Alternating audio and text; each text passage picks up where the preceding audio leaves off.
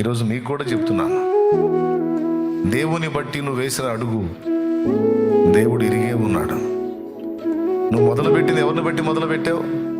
నీ విశ్వాస యాత్ర ఆయనను బట్టే.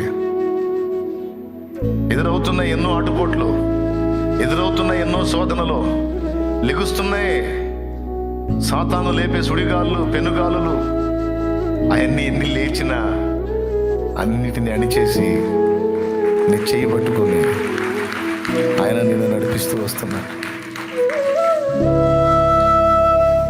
ఎంత మంచి విషయం ఉంటుంది.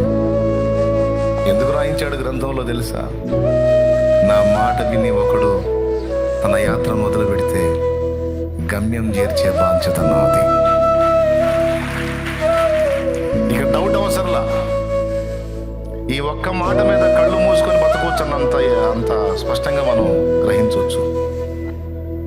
నా తండ్రి నాకు తోడై ఉన్నాడు. మీ అందరికీ చెప్తున్నాను, మీరు కూడా ఆయన యందు విశ్వాసాన్ని బట్టి అడుగు మొదలు పెట్టారు. కొన్ని ఎదురవుతున్నాయి, ఎదురవ్వకుండా ఎట్టుంటాయి? మీలో కొంతమంది లోకంలో పడిపోయారు ఆ మధ్యకాలంలో, మీలో కొంతమంది పాపంలో బలహీనపడ్డారు ఆ మధ్యకాలంలో, మీలో కొంతమంది భక్తిలో సన్నగిల్లిపోయారు, లోకాశల్లో పడిపోయారు, దేవునికి దూరస్తులు అయిపోయారు. అయినా మళ్ళీ ఎలా రికవర్ అయ్యారో తెలియదు. ఆశ్చర్యంగా వచ్చి మళ్ళీ దేవుని సన్నిధిలో మళ్ళీ ఎదగటం మొదలు పెట్టారు. పెను దూరం అయిపోయి అసలు ఇక మళ్ళీ కనెక్ట్ అవుతావు అన్న పొజిషన్ లేని స్థితికి వెళ్ళిపోయి చిత్రంగా మళ్ళా వచ్చి మళ్ళా దేవునితో అనుసంధానం అయ్యావు. ఇది ఎలా సాధ్యం అంటే అది నువ్వు వచ్చి ఆయనతో కలిసింది కాదు, ఆయనే నిన్ను పట్టుకొని తీసుకొచ్చుకున్నాడు. ఆయనే మనల్ని వెంటాడాడు. ఎందుకంటే ఆయన మాటను బట్టి అడిగేశాం కదా,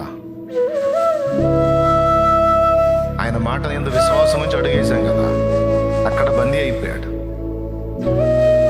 మనుషులంగా మనమే మనల్ని నమ్మి ఎవడన్నా వస్తే మనం ఏమంటారే, నన్ను నమ్మి వచ్చాడు ఊరుకోరా, నన్ను నమ్మి వచ్చింది ఏమైనా కానీ అంటాం కదా.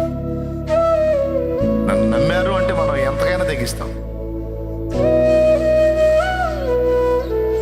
మనుషులు మనమే అలాంటి తీర్మానాలతో ఉంటే మరి ఆయన ఎంత నమ్మదగిన వాడు, ఆయన ఇంకెంత పర్ఫెక్ట్ ఉంటాడు ఊహించండి. అందుకే యేసుతో మన ప్రయాణం నీళ్ళ మీద నడకలాగానే ఉంది. ఏమాత్రం అడుగులు బ్యాలెన్స్ మిస్ అయినా మునిగిపోవటమే, నీళ్ళ మీద నడకే. కానీ ఇంతవరకు జరగల మునక, జరుగుతుంది నీళ్ళ మీద నడకే కానీ ఇంతవరకు జరగల మునక.